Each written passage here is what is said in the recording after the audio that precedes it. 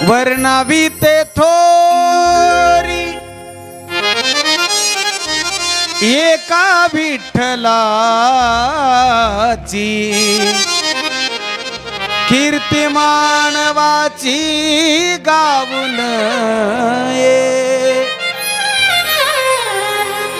कुणाची गाऊ नये? माणसाची कीर्ती गाण्यामध्ये आपली वाचा, वेळ आणि आपल्या क्षणाक्षणाला मिळालेलं आयुष्य वाया घालवू नये. मानवाची स्तुती केल्यानंतर काय मिळेल महाराज? पण देवाची स्तुती करावी, संतांच्या चरित्राची स्तुती करावी, म्हणून वानावी. काय करावं? वर्णन करावं. कशाचं? संतांच्या चरित्राचं, देवाच्या चरित्राचं. अजून काय करावं? ऐकावं. पण काय ऐकावं? संतांचं चरित्र ऐकावं, देवांचं चरित्र ऐकावं. मला एक गोष्ट सांगा, सर्वसामान्य माणसाच्या जीवनातलं चरित्र ऐकलं, सर्वसामान्य माणसाच्या जीवनाचं चरित्र ऐकलं, फायदा काय होईल बरं? सगळीकडे सारखंच आहे. हो ताई, माझ्याकडे लक्ष द्या. सगळ्यांचं जीवन सारखंच आहे. थोडं खाली येऊन बोलू. सगळ्याच्या घरी काय आहे? मातीच्या चुली आहेत. तर काही वेगळं आहे का? प्रत्येक आहे. पळसाला पानं, बोला की रिकाम्या जागा भरत चला. पळसाला पानं तीनच आहे. कुणाच्याही घरी जातेच आहे. सकाळी उठलं, आंघोळ करायची नाही, काय काय करत बी नसतील, मला माहित नाही. आंघोळ झाली, पुन्हा काय? जेवायचं. पुन्हा दुसरं काय? जेवलं की कामाला जायचं. पुन्हा दुपारी आले, पुन्हा अजून एकदा हा माझे जगन्नाथन बाप जगन्नाथन चालू द्या. दुपारचं झालं, पुन्हा काय? गेले कामाला. पुन्हा आले संध्याकाळी घरी. त्याच्यानंतर काय नाही, पुन्हा एकदा माय जगन्नाथ बाप जगन्नाथ. पुन्हा नंतर काय? झोपले. झोपल्यानंतर परत दुसऱ्या दिवशी काय? काय नाही, उठले. दुसरं आहे काय सर्वसामान्य माणसाच्या जीवनामध्ये?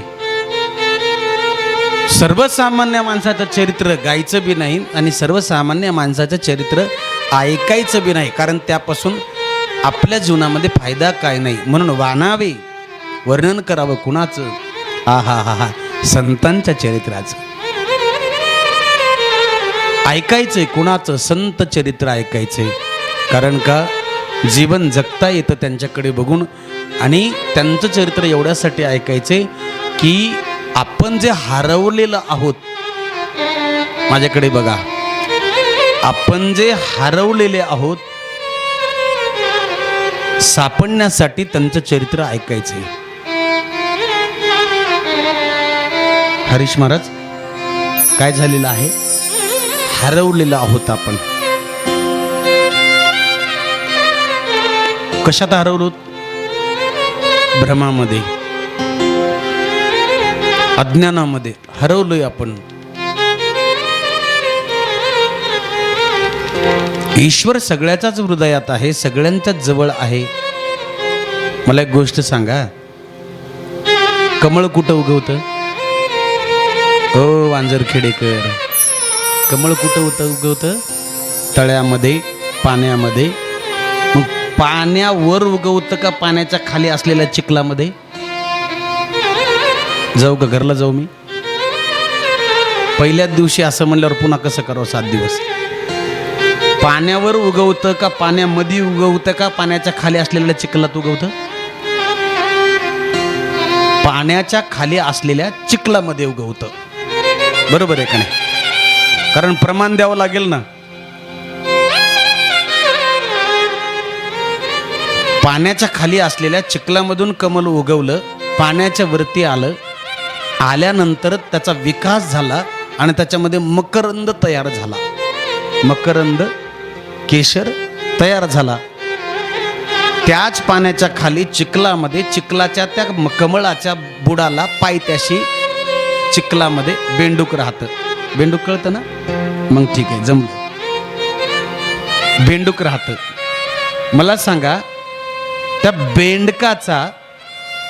बेडकाचा आणि उगवलेल्या कमलाचा, त्याच्यामध्ये निर्माण झालेल्या मकरंदाचा किती किलोमीटरचा अंतर आहे?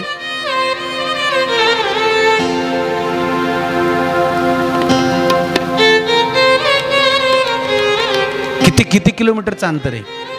तुम्ही म्हणाल किलोमीटर. किलोमीटर कशाला? ते बुडालाच आहे ना पायथ्याला. कुठं आहे ते? कमळाच्या बुडालाच आहे. पण दुर्दैव आहे त्या बेंडकाचं, ज्या कमळाच्या पायथ्याला राहून मकरंद सेवन करता येत नाही. लांबून लांबून भुंगे येतात. कोण कोण कोण?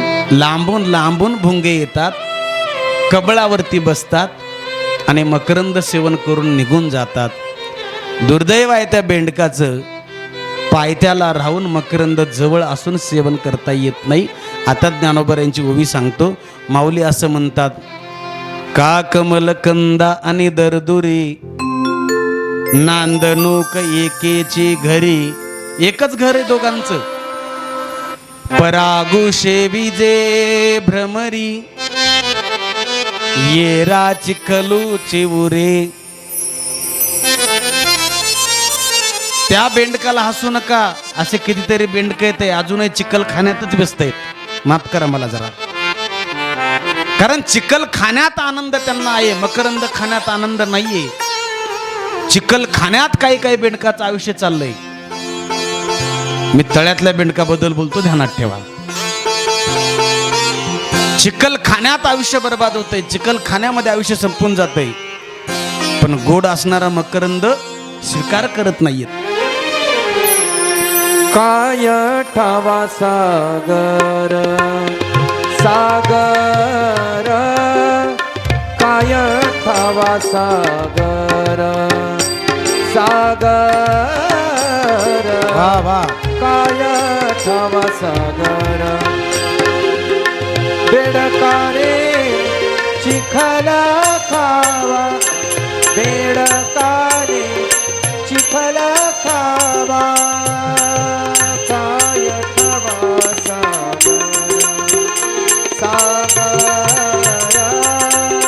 काय ठावा सागर सागर, काय ठावा सागर सागर,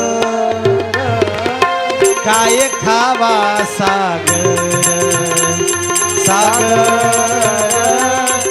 काय खावा सागर सागर, काय खावा सागर सागर. वा, एकदा टाळ्या वाजव सर्वांनी हरीश महाराजांसाठी.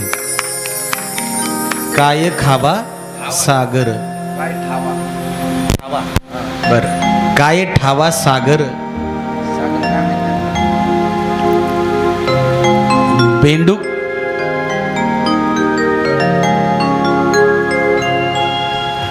मकरंदाच्या जवळ असून, कमळाच्या जवळ असून मकरंद सेवन करण्यामध्ये, सेवन न करताना चिखल खाण्यामध्ये आयुष्य बर्बाद करतं.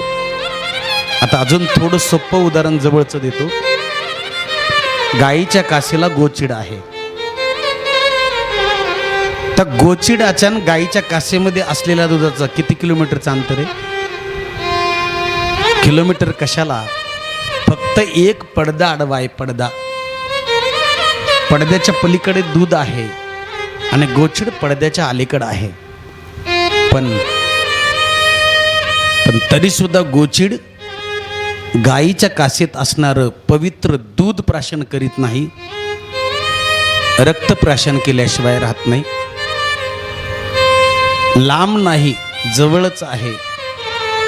तसं ईश्वर आपल्या जवळच आहे, पण त्याची भेट होत नाही, त्याची अनुभूती येत नाही. का? त्याचं कारण आहे आपण अज्ञानामध्ये हरवलेलो आहोत, अहंकारामध्ये हरवलेलो आहोत. म्हणून हरवलेली वस्तू सापडण्यासाठी संतांचं चरित्र ऐकावं लागतं.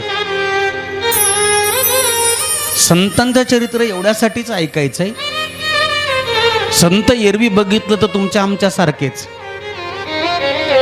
तुमच्या आमच्या सारखेच जन्माला येतात, तुमच्या आमच्या सारखेच गावात राहतात, तुमच्या आमच्या सारखेच लेकरं बाळ राहतात, तुमच्या आमच्या सारखेच जीवन जगतात, तुमच्या आमच्या सारखेच जीवन करतात, तुमच्या आमच्या मध्येच राहतात आणि तुमच्या आमच्या मध्येच जन्माला येतात.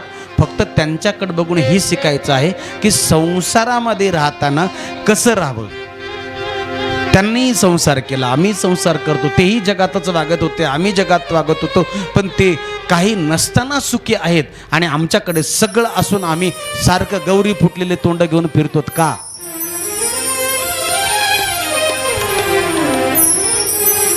आमचा चेहरा नेहमी उतरलेला का? आम्ही का दुःखी आहोत? का तकलीफ मध्ये आहोत आम्ही? का आम्हाला सुख मिळत नाही? का आम्ही सुख मानत नाहीये? विचार केला तर त्यांच्या जीवनामध्ये आणि आमच्या जीवनामध्ये जगण्यामध्ये सारखी स्थिती आहे, पण परिस्थितीचा विचार केला तर आमच्या एवढी चांगली परिस्थिती त्यांची नव्हतीच. कोणत्याही संतांचं जीवनचरित्र काढा तुम्ही, आमच्या परिस्थिती आज जेवढा काळ आमचा चांगला आहे, जेवढी परिस्थिती तुमची आमची चांगली आहे, तेवढी परिस्थिती कुठल्याही संतांची नव्हती. एक दोन संत जर सोडले तर, कोणतेही संत घ्या तुम्ही, पण त्यांच्याकडे काही नसताना जर ते सुखी असतील आणि ते जर म्हणत असतील की आनंदे निर्भर असो भल ते ठाई, सुख दुःखा नाही चाड आम्हा, आमच्याकडे जीवनामध्ये आमच्यासारखा आनंद जगात कोणाकडे नाही, तर त्यांच्यामध्ये आणि आमच्यामध्ये फरक काय? आम्ही दुःखी का आहोत? आणि हेच त्यांच्याकडे बघून शिकायचं आहे. आई मला एक गोष्ट सांगा, आपल्याकडे कपडे कमी आहेत, साड्या कमी आहेत? नाही. ढिगाणे महाराज आला सनकी घ्या, आला सनकी घ्या, नाही घेत जा, चांगली गोष्ट आहे. ते विनोदाने नेहमी सांगत असतो मी, एक नवरदेव बायकोच्या साड्याचं कपाट उघडाय गेलं, कपाट अंगावर पडलं, जाग्यावरच मेलं ते. एवढ्या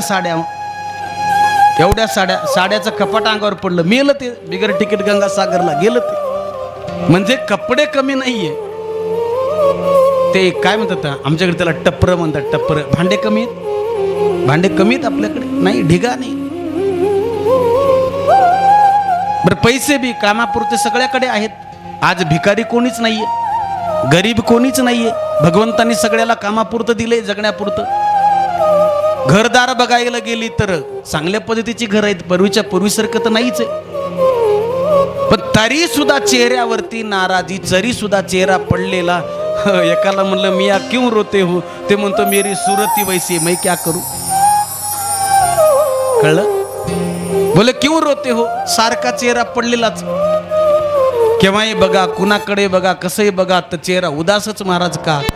आमच्या, माफ करा जरा थोडं खाली येऊन बोलतो, आमची खळगी भरायला तयार नाही.